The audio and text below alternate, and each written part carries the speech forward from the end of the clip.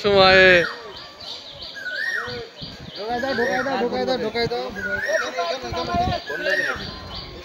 দাদাই যান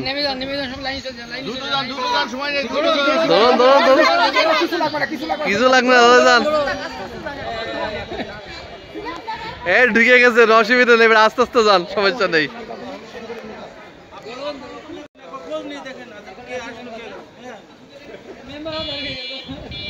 ওই লোককে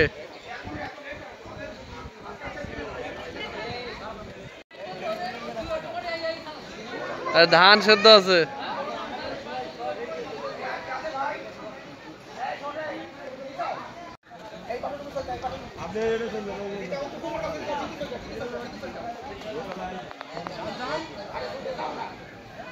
মৌসুমপুর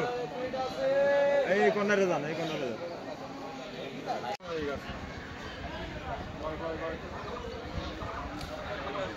শেষ সময় আপনারা এখানে আছেন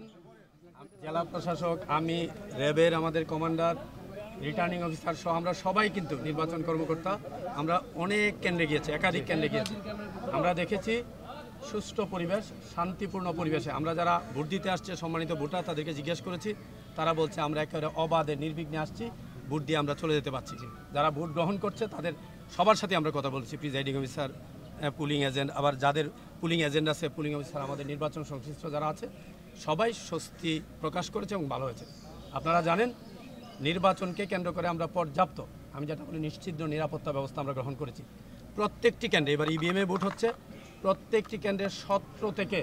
21 জন পুলিশ এবং আনসার সদস্য আছে 3টা থেকে 5টা যেখানে আমরা গুরুত্বপূর্ণ মনে করেছি 3টা কেন্দ্রেই কিন্তু একটা মোবাইল দিয়েছি সেখানে একজন সাব ইন্সপেক্টর বা ইন্সপেক্টর নেতৃত্বে 7 জন পুলিশ সদস্য আবার প্রতিটি ইউনিয়নে কোনো ক্ষেত্রে একটি ইউনিয়নে 2টি ইন্সপেক্টরের নেতৃত্বে স্ট্রাইকিং 8 জন সদস্য আছে এরপরে পুলিশের ঊর্ধ্বতন কর্মকর্তারা আছে বিজিবির সাথে 3টি জিকরগাছা চৌগাছায় 2টি করে টহল আছে র্যাবের পেট্রোল কার আছে তারপরে আমাদের এক্সিকিউটিভ ম্যাজিস্ট্রেট জুডিশিয়াল ম্যাজিস্ট্রেট গোয়েন্দা সংস্থা কাজ করছে সাদা পোশাকে এক কথায় নিরাপত্তার চাদরে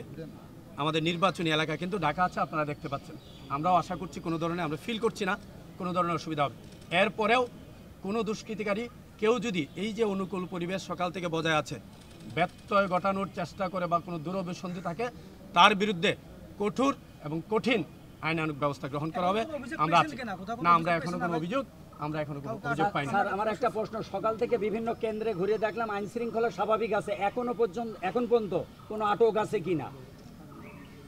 না আটক সেই অর্থে নাই আমরা কিছুক্ষণ আগে একজনকে পেয়েছিলাম অবাঞ্ছিত তাকে সাথে মোবাইল কোড করা হয়েছে এই যে কিছুক্ষণ আগে আমরা যে একটা কেন্দ্রে গেলাম